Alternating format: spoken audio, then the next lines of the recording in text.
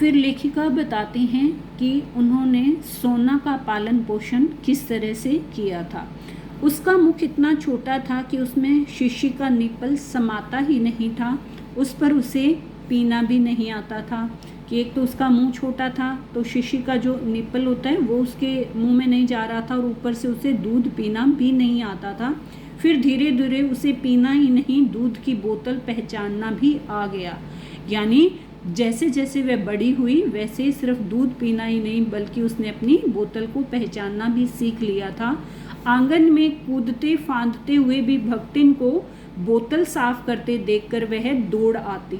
यानी वह जब आंगन में इधर उधर कूदती फिरती रहती थी, तो जब वह वहाँ की किसी भी भक्तिन यानी जो वहाँ की सर्वेंट थी या जो लेखिका की हेल्पर थी, उनको जब वह अपनी बोतल साफ करते हुए देखती तो वह एकदम से दौड़कर आ जाती थी और अपनी तरल चकित आंखों से उसे ऐसे देखने लगती मानो वह कोई सजीव मित्र हो। यानी अपनी सुंदर आंखों से वह इस तरह देखती थी जैसे मानो अभी वह कुछ कहने वाली है। उसने रात में मेरे पलंग के पाए से सटकर बैठना सीख लिया था। यहाँ पर लेखिका बता रही हैं कि वह रात को मेरे पलंग के जो पलंग का पाया था उससे सटकर यानी उसके साथ बिल्कुल लगकर वह बैठ जाती थी, पर वहाँ गंदा न करने की आदत कुछ दिनों के अभ्यास से पड़ सकी। अंधेरा होते ही वह मेरे पलंग के पास आ बैठती और फिर सवेरा होने पर वह बाहर निकलती थी। उसका दिन भर का कार्यकलाप भी एक प्रकार से निश्चित था। यानी उसका जो दिन का जो शेड्यूल था, कार्यकलाप यानी जो शेड्यूल बना हुआ था वो भी एक फिक्स था।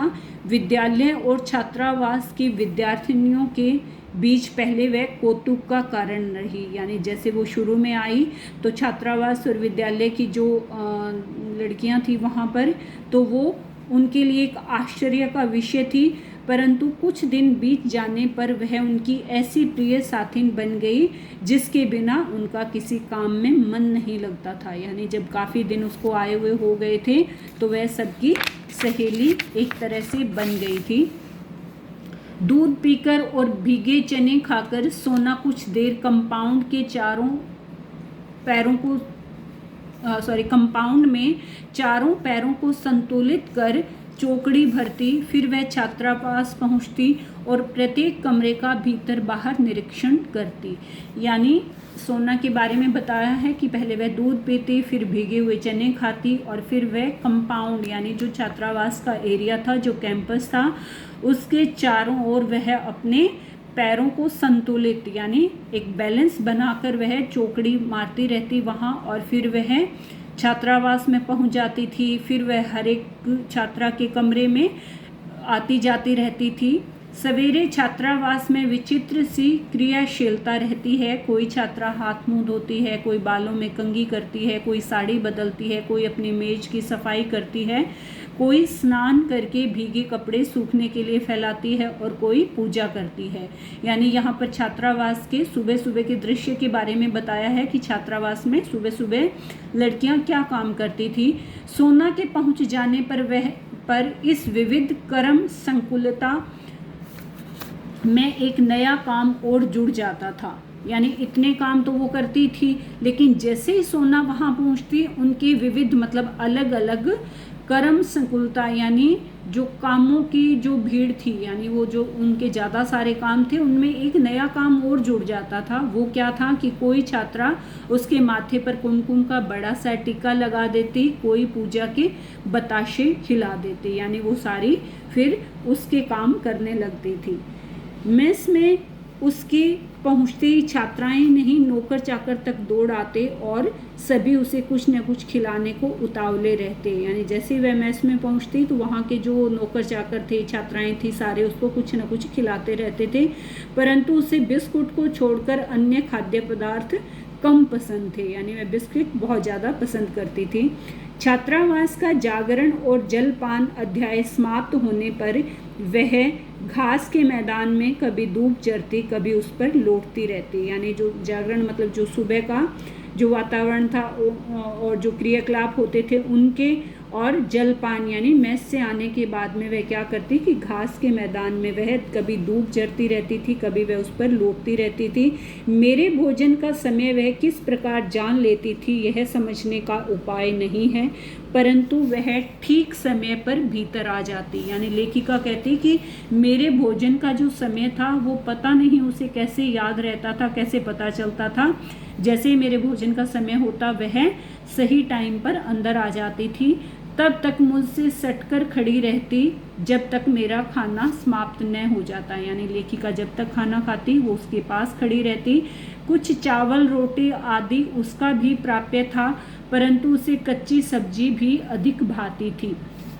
प्राप्य था यानी चावल रोटी ये चीज़ें तो उसे मिल जाती थी, हर कोई उसको दे देता था, लेकिन उसे कच्ची सब्जी ज़्यादा पसंद थी। घंटी बजते ही वह फिर प्रार्थना के मैदान में पहुंच जाती। उसके समाप्त होने पर छात्रावास के समान ही कक्षाओं के भीतर बाहर चक्कर लगाना आरंभ करती। यानी उसकी दिनचर्या के बारे में हमें बताया है। उसे छोटे बच्चे अधिक प्रिय थे क्योंकि उसके साथ खेलने का अधिक अवसर रहता था। वे पंक्तिबद्ध खड़े होकर सोना सोना पुकारते, वह उनके ऊपर से छलांग लगाकर एक ओर से दूसरी ओर कूदती रहती। वहाँ सर्कस जैसा खेल कभी घंटों चलता, क्योंकि खेल के घंटों में बच्चों की एक कक्षा के उपरांत दूसरी कक्षा आती रहती। यानी जो उनका प्लेग्राउंड था बच्चों का वह वहाँ पर खेलती रहती थी, और बच्चे कभी कौन सी क्लास के बच्चे वहाँ आ जाते, कभी किसी क्लास के बच्चे वहाँ आ जाते, तो वहाँ पर एक सर्कस जैसा खेल चलता रहता था। मेरे प्रति स्नेह प्रदर्शन के कई प्रकार थे। यानी लेखिका कहती हैं कि वह मेरे प्रति यानी मेरे लिए वह अपना स्नेह कैसे प्रदर्शित करती थी, उसके लिए उसके पास कई प्रकार थे। बाहर खड़े होने पर वह सामने या पीछे से छलांग लगाती और मेरे सिर के ऊपर से दूसरी ओर निकल जाती। प्राय देखने वालों को भय होता था कि मेरे सिर पर चोट न लग जाए, परंतु वह पैरों को इस प्रकार सिकोड़े रहती और मेरे सिर को इतनी ऊंचाई से लांघती थी कि चोट लगने की संभावना ही नहीं रहती थी। यानी लेखिका कहती हैं कि वह मेरे ऊपर से छलांग लगाती रहती थी, लेकिन वह मुझे कभी भी कोई चोट या नुकसान नहीं पहुंचाती थी। भीतर आने पर वह मेरे पैरों से अपना शरीर रगड़ने लगती।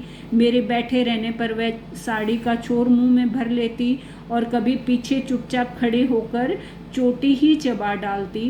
डांटने पर वह अपनी बड़ी गोल और चकित आंखों से ऐसे निर्वचनीय जिज्ञासा भरकर, निर्वचनीय मतलब जिसका वर्णन ना किया जा सके, ऐसी जिज्ञासा भरकर मतलब वह जानने की कोशिश करती थी कि तुमने मुझे क्यों डांटा, भरकर एकदम एकटक देखने लगती कि हंसी आ जाती। यानी उसकी इस तरह की भाव भंगिमा देखकर या उसके ऐसे एक्शंस देखकर लेखिका कहती हैं कि हंसी आने लगती थी।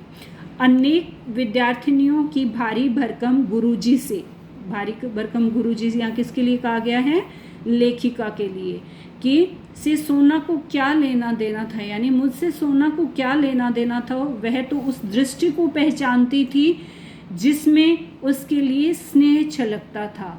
यानी लेखिका उससे बहुत प्यार करती थी। तो कहने का मतलब यह है कि वह बोल तो नहीं सकती थी, लेकिन लेखिका की आंखों में वह अपने लिए स्नेह देखती थी और उन हाथों को जानती थी जिन्होंने यत्नपूर्वक दूध की बोतल उसके मुंह से लगाई थी। यानी कि कितने प्रयत्न करने के बाद उसे दूध पीना सिखाया था, वह उन हाथों को पहचानती थी। यदि सोना को अपने स्नेह की अभिव्यक्ति के लिए मेरे सिर के ऊपर से कूदना आवश्यक लगेगा तो वह कूदेगी। यानी उसे कोई रोक नहीं सकता था, वह इस तरह से अपना प्रेम प्रदर्शित करती थी। मेरा किसी अन्य परिस्थिति से प्रभावित होना उसके लिए संभव नहीं था। कुत्ता स्वामी और सेवक का अंतर जानता है और स्वामी के क्रोध की प्रत्येक मुद्रा से परिचित रहता है। लेखिका कहती हैं कि कुत्ता एक ऐसा जानवर है जो स्वामी और सेवक के बीच का अंतर भी जानता है, और जैसे ही उसके स्वामी को गुस्सा आता है तो वह उसको परिचित यानी उसको पहचान लेता है। स्नेह से बुलाने पर वह गदगद होकर निकट आता है, यानी खुश होकर निकट आता है। क्रोध करते ही सभीत और दयनीय होकर या बनकर दुबक जाता है, यानी और जैसे ही उसका स्वामी उस पर गुस्सा करता है तो सभीत यानी डर के साथ और एक दया की अवस्था में बनकर वह दुबक जाता है, यानी वह डर जाता है। पर हिरण यह अंतर नहीं जानता। वो कहती हैं कि हिरण गुस्से को नहीं पहचानता, अतः उसका पालने वाले से डरना कठिन है, यानी मुश्किल है कि वह अपने स्वामी से डरे।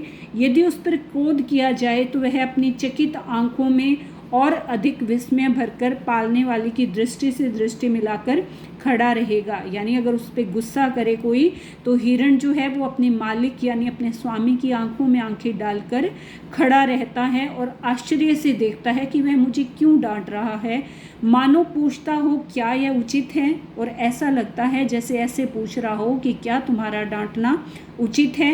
वह केवल स्नेह पहचानता है जिसकी स्वीकृति बताने के लिए उसकी विशेष चेष्टाएं हैं, यानी उसकी शारीरिक चेष्टाएं मतलब शारीरिक गतिविधियां या उसकी चंचलता हैं, और यानी वह केवल प्यार को पहचानता है और वह इसको दर्शाने के लिए अलग अलग तरह की शारीरिक चेष्टाएं अपने स्वामी के साथ करता है।